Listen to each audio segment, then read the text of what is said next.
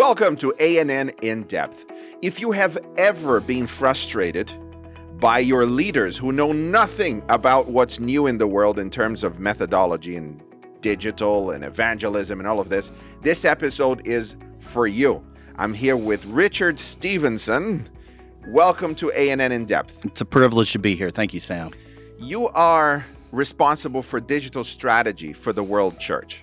And this is the subject of frustration by hundreds of thousands of young people that look to their church and go, there is a better way to do this. How do we reconcile the new technologies we know we need to use with an organization that is 160 years old and struggles with anything new, just like any other large corporation struggles? I would say, first of all, we need to do a better job at keeping the main thing the main thing. Our main thing is to reach souls for Jesus, to introduce people to a lifelong relationship with Jesus, where that lifelong relationship then transitions to heaven and continues on. That must always be the main thing. I think sometimes we have made mistakes inadvertently, unintentionally, but mistakes nonetheless, where we have placed technology or initiatives in front of that main thing, or we have valued technology or initiatives or platforms over that main thing of introducing people to Jesus.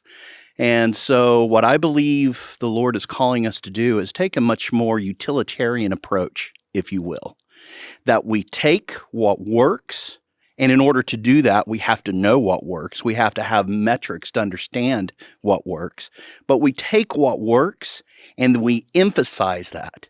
And for everything else, we consider it a distraction and discard it. And I believe we have to be intentional about looking at what works, using it, capitalizing on it, and then discarding the rest. Technology, digital strategy, these can be distractions, if you will, from the main thing. And so I believe our challenge is to keep the main thing the main thing. Okay, so there are people that are very open to new experiences. Generally, they notice when there is a new technology and they can see ways of using it. But there are also toys. And particularly men, we like our toys. We love our toys. And when you have a budget from the church that you can spend on buying the new toys, whether those be different platforms or different equipment and so on, there is always a temptation for technology to stop being a medium and becoming an end in itself. That's right. For the people that are part of it. At the same time, we absolutely need those people. That's right. Because they're the ones that see things first and they can find ways of applying it. As a leader, how do you navigate that human motivation, and how do you keep pointing to the main thing? First of all, I would acknowledge that you're absolutely right, Sam. We need those individuals that are pushing the envelope, that are always looking for what's next. We need them because without them, we end up maintaining status quo. And status quo is the recipe for undesirable returns. It's the recipe for doing the same thing the same way and somehow expecting a better result. And of course, we know, I think it was Einstein that said the definition of insanity is to do the same thing the same way and expect different results. And that's sometimes I feel like what we do is we tell ourselves, we convince ourselves, all very well-meaning, that hope is a strategy.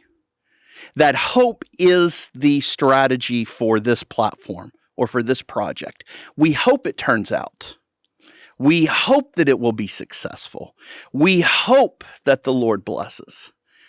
And yet, are we doing our due diligence to spending, first of all, I would say, time in prayer, asking the Lord to continue to bless it past launch, post-launch? And then are we doing our due diligence in understanding what are the ongoing management responsibilities? What criteria do we have if they're being successful? How do we evaluate relevancy of this platform? So summarizing there, we need those people to aggressively pursue these new technologies, but we need to have these guardrails in place.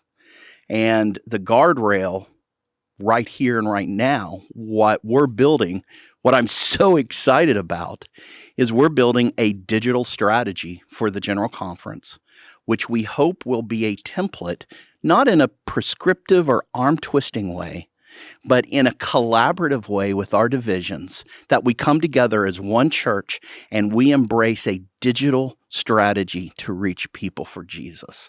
That is our dream. That is our vision. And I believe it is for such a time as this that this emphasis has been called right here today. The Lord's coming back soon. And the Lord expects us to do everything we can to move forward in a way that is organized and still progressive in reaching his people, reaching the lost. I could say a lot more about those guardrails. We will get there.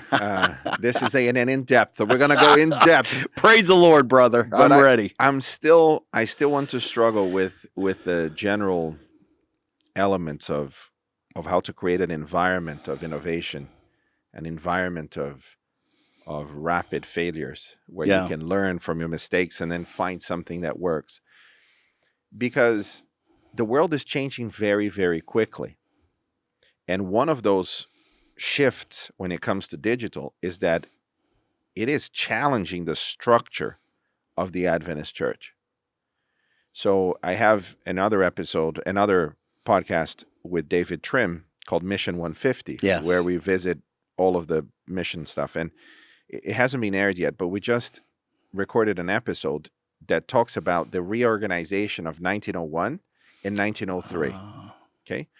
And he was describing to me what happened between sending the first missionary in 1874 and the reorganization. And watch this. You're going to love this, Richard. From the moment we sent our missionary, Andrews, and he left in 74, we had to organize ourselves for mission in the sense that we needed to send missionaries to the whole world. And we did it by creating these separate legal entities that would coordinate parts of the work. Yeah. Some were in the U.S., one was in Europe, and another one was in Australia. The first two unions, Australia and Europe, if I'm not mistaken. But there were other. Sabbath School was a separate legal entity, and there was the missionary, the secretariat part of missions organization was not part of the secretariat, was not part of the General Conference. It was a separate legal entity. So he described how in the 80s and 90s there was fragmentation, there was duplication, and there were competition. Fragmentation, unhealthy competition, duplication, and competition. And as he described it, it became very clear to me, and I mentioned this in the podcast. I suggest you listen to, because it's very interesting. But there is a similarity when we're now trying to figure out how to send missionaries to the digital world. Okay, because our first structuring in 1901 and 1903, it had to happen to end fragmentation, duplication, and competition in the physical world. 20-something years ago, the digital world emerged, and we sent our first missionaries. The church has always been active in everything. Websites. In the mid-90s, we already had a global website, Adventist.org. And all the platforms we were in, within months of it launching the platform, we were there. But now what we have is that we have multiple entities around the world that are working completely fragmented. They're duplicating their efforts, and they're competing against each other. Right. So the time has come for us to restructure ourselves. Amen. For the digital world. Praise the Lord. And you, thank God, you're in the forefront of that. But before we get to the actual structure that you laid out for us to navigate within, and hopefully that will lead to the end of fragmentation, duplication, and competition, the General Conference never had to do this. Because generally, we only worked with divisions up until, 20 years ago. the material that we produced would go to the divisions. They would decide whether to translate it into which languages. They'll communicate that to the unions, and then the conferences, and then the church. And everything was geographically bound. Even television was geographically bound. Radio was geographically bound. And all of a sudden, digital comes, Google comes, and somebody that searches for the Adventist Church in Minnesota finds the General Conference website. And now the pressure is on for the General Conference to put up the best version of our Adventist brand digitally, the best possible version of family ministries digitally. So our outfacing, how we present ourselves to the world, now has to be top-notch from the General Conference to communicate directly and build relationships. Because if it's not, imagine, if you will, that we have 175,000 franchises of McDonald's. Let's use that as an example. We have within our church roughly 175,000 churches and companies. Yeah, faith communities, roughly. Imagine that each faith community has their own identity. Imagine that each regional territory has their own identity. And so when you ask the question, who are Adventists? What are Adventists? What do they believe? We are diluting our own message because we have competing identities, not complementary identities, but competing identities. Imagine that McDonald's had these 175,000 franchises, but they have a different logo for each franchise, or they have a different menu, management structure. They have everything unique. First of all, manage the sheer inefficiency of such a scenario, but also how do you drive engagement when the people you're trying to engage with don't know who you are? Because we don't know who we are. We know we are a prophetic message, a prophetic people with the prophetic message. We know we've been called by God to be an end-time people. But who are we? And as we look across our faith communities, depending on where we're at, especially back in the 80s and 90s, it wasn't clear who we are from a branding perspective. Yeah. Even within one division, North America, where I've been blessed to work 23 years, it was not clear who we were. Yeah. Now it's clearer. At least we have a branding. We have a logo that in the 90s was established, and now we have branding guidelines that extend far beyond the logo, the visual look and feel of the church, that even provides a potential integration with hospitals and schools and what have you. But the General Conference in particular has received this tremendous pressure of creating a brand for the world that works across all the different countries. That was a nightmare project, but God blessed tremendously. And also the digital strategy now. Traditionally, by the time you get to your 60s, you get to the General Conference. And by then, you've left the local church, you've left the local realities a long, long time, for decades. I have seen with this desire, with this need, let's say, to end fragmentation, to end duplication, and to end competition, a drive to get younger and younger people to be part of these important strategic discussions. Yeah. It's not that we have 18-year-olds, because the 18-year-olds that I've met, I haven't met one that understands even remotely the complexity of the Adventist Church. So they have ideas that they are parroting, but when you look at those ideas, the bibliography is entirely from YouTube or YouTube Shorts or TikTok. To be honest with you, I'm not sure all of our denominational employees fully understand the structure of our church. Is the structure a hindrance or is it a blessing? Because it was created to be a blessing. We organized ourselves in order to fulfill this mission, but it's 160 years that we've organized ourselves. We've had this structure for over 100 years, and it's tremendously powerful in helping us to expand to all these countries. To what degree can it be a hindrance, however, especially when it comes to innovation and digital strategy? Let me answer the first question first. Is it a blessing or is it a detriment? I believe, and maybe you expect this answer, I'm a church guy. I love my church. I've worked my entire adult life for my church.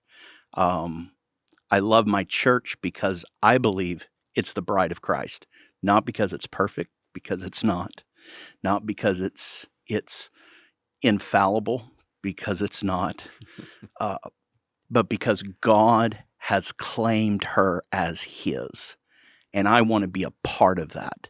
So what I'm saying comes from that perspective. I look at and this may be a bizarre illustration, Sam, so bear with me for a moment. The Garden of Eden, the apple, we assume it was an apple. Was the apple a blessing? God created the apple, after all. Was the apple a blessing, or was it a detriment to Eve? I believe that analogy kind of, sort of applies to our church structure. Our church structure was divinely inspired, I believe. Now, we could quibble about how far down, the levels and the silos that we have since created. I don't believe that was ever God's will or his intention. God is not a siloed God, and I don't believe his church was ever meant to be siloed. But just like the apple was good and served a purpose, and God created it, it was how Eve used the apple and the choices that Eve made in using the apple. I think the same thing is true with our church structure. Pardon the analogy, but I feel like that our structure is intended to serve the needs of the church and to ensure local responsibility for the message being carried to the people. Local accountability for the message to be carried to the people. We are a grassroots movement. We always have been. That's where, this is why when I return my tithe, I don't return my tithe to the General Conference. I don't return my tithe to the North American Division. I don't return my tithe even to a union. I return my tithe to my local church, to my faith community that I'm a member of, that I'm a part of. And then that tithe dollar is used as a blessing that serves the rest of the world. But I'm a member, I live and work in that local faith community. We're a grassroots movement. And so the structure was designed to serve that, to ensure that, if you will. But of course, over time, the devil has this habit of taking what once was good and holy and turning it into a shell of itself, a shadow of the blessing that it could be. And so I think in that respect, we have allowed structure to get in the way of message.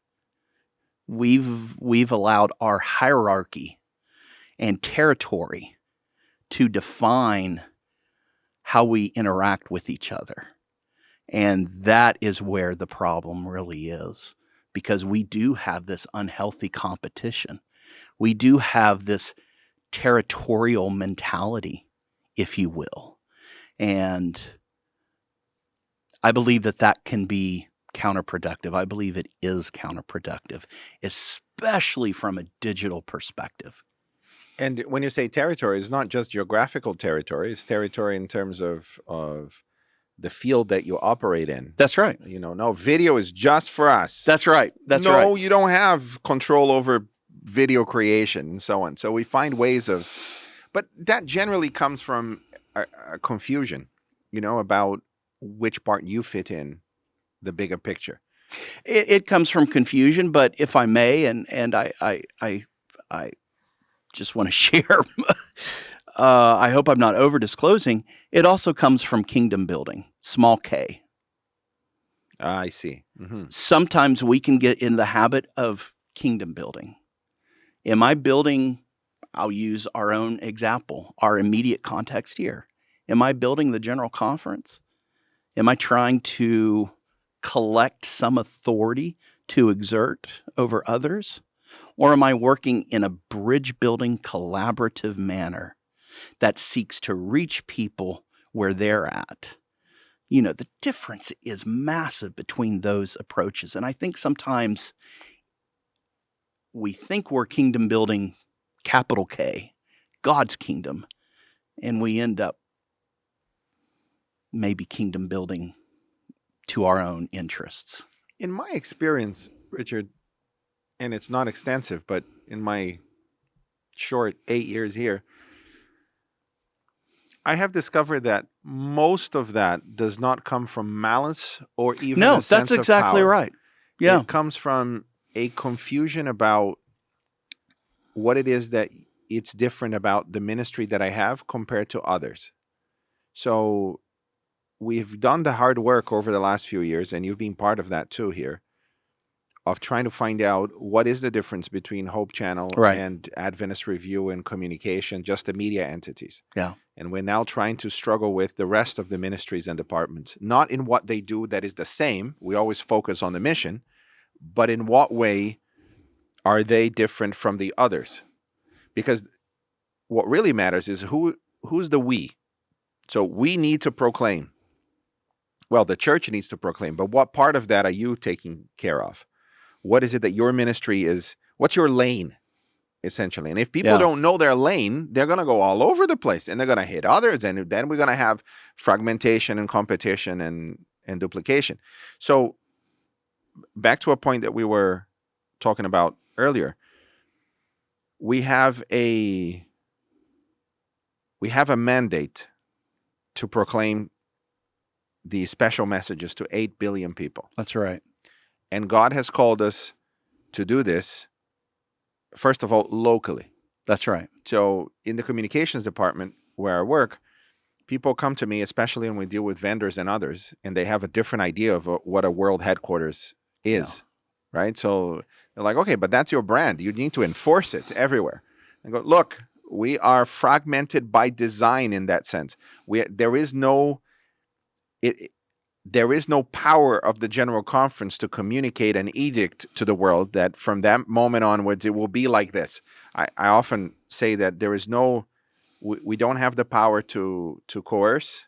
We don't have the power to command. We've even struggled to convince. The only thing we can do is to inspire. That's right. And if I cannot inspire somebody to be united together under the same branding, which was the conversation at the time, then I have no recourse to anything else. So in that sense, we are not like a regular headquarters. It's a bit like a pastor trying to lead his church. They're all volunteers. Yeah. If he cannot inspire them to do something, they won't do it. They're not paid. They do whatever they like. So how do you see this play out today in the importance of leadership setting a vision that is closely aligned with our mission? Yeah, I think there's two responsibilities. The first is to listen, and then the next is to listen. I think we need to listen to our divisions, to the rest of the world field, to understand what is relevant local in their broader faith communities. What's relevant? And then how do we take that to coalesce it into a digital strategy for the General Conference, which then becomes a template, if you will, for the world church to move forward. So I think that our conversations has to start with us doing less talking and doing more listening. And I think that listening, what listening really is bridge building. I can't build a bridge if I'm telling you what your strategy is, whether you like it or not. I can't build a bridge. Mm-hmm. But if I'm listening to you, if you're a part of the conversation from the very beginning, You're going to have ownership into that conversation. You're going to feel like you're part of the game, if you will. You're going to feel like that you're an integral part of this mission. And so I think that's first and foremost, is we have to do a better job at listening. Well, you've been listening for a while, and a result of that listening process are the new committees, the new structure, where the conversation around infrastructure, digital infrastructure, so hardware and software and so on. Also, the initiatives. How do we effectively make it happen? Yeah. And the innovation. Yeah. So tell me more about that structure. So we have, as of March of this year, so this is something that we're just launching. As of March of this year, we created a digital strategy committee. And this is an administrative committee. This is not an operational committee. Operational in the sense of the day-to-day carrying out the tasks, if you will. Okay, so they don't carry out tasks day to day. That's right. This is an administrative body that has been asked to bear the responsibility of looking forward and charting what is our digital strategy. How do we make connections? Living in 2023, 2024, moving forward. How do we make those connections? So the digital strategy then is comprised of 3 operational subcommittees. And those operational subcommittees are the ones that's tasked with maybe the more day-to-day, the work, if you will, of the committee. And the 3, as you just named them, is infrastructure, initiatives, and innovation. And so those 3 focus on their lanes, ensuring that the infrastructure is responsive to mission, ensuring that our innovation exists. First of all, are we innovating? Do we have a committee that is tasked with looking at new and evolving technologies and how we can fail? Initially, perhaps, but then how do we make those failures into successes? How do we take advantage of the technologies that succeed, that are relevant in carrying the mission forward? So, and then of course our initiatives. So those are the 3 subcommittees, and they are broad committees taken from many different departments and ministries here at the General Conference, and institutions as well. Hope Channel, Adventist World Radio, Adventist Review, etc. Okay. So for those that are listening who are skeptical of committees, like, okay, so I was just going there. The answer of the General Conference. You saw the smile on my face. I saw We're going to make more committees, and we're going to check a box and say we're done. So this is... So let me go through this a little bit, Richard. It is easy to be skeptical about committees. Sure. It's actually easy to be skeptical about a 160-year-old institution, because innovation is not part of what we do. And as soon as you have a corporation, risk aversion is the leading thing. That there are 2 things that people are very obsessed in every corporation. This is not unique to the General Conference. Yep. This is any corporation that has more than 300 staff. I promise you, this is it. Okay, so the first question that people have all the time is, do you have permission to do this? Okay, that's the first obsession, is permission. Who has permission to do what? And the longer you are in a corporation, the more concerned you are with whether people have permission or not. Yeah. This is the opposite of a startup. So in a startup, everybody does everything because nobody knows what the others are supposed to be doing anyway. So there is everybody is in. All hands on deck. All the hands on deck, they're in. So they achieve much more, much faster. The second thing that people obsess about is risk. So large organizations are very risk averse. That's right. Anything that people are always there to point out the risk. In fact, often there is a higher promotion of people that have higher sensitivity to negative emotion, therefore they are more risk averse. Which means that everything grinds to a halt, and every new idea is a bad idea because it has risks. How did we do this in the past? Let's continue doing that in the future, and so on. So I'm describing not just the General Conference, I'm describing every corporation. So innovation in an environment like this is going against the grain. And unless there's tremendous leadership at an administrative level, innovation will not happen by accident. It has to be, it's an effort. That's right. Okay, so now we've painted And it's this. a team effort. Yes, it is. It's not one individual No. that is trying to innovate. One individual is a startup. It's a lot faster, right? And that's why only a few of them succeed 3 years on, because it doesn't have longevity. The church takes a while to decide something, but once it decides, it goes. Okay, so that's the advantage. Now, why committees? In my estimation, and I want to know what you think of it, when you have competent committees of people that are willing to work, there is a place to take that conversation. That's the advantage of the structure you created, or administration created, you suggested. If I have a new idea about how to use artificial intelligence in a particular way, I don't have to wonder who I need to talk to. That's exactly right. Now there is a person, a secretary of that committee, That's exactly right. whose job is to listen to the idea, see if there is merit in it, structure it, present it to the committee, and see if there is wisdom. And I'm talking to the secretary of that innovation committee right now. Praise the Lord. Likewise.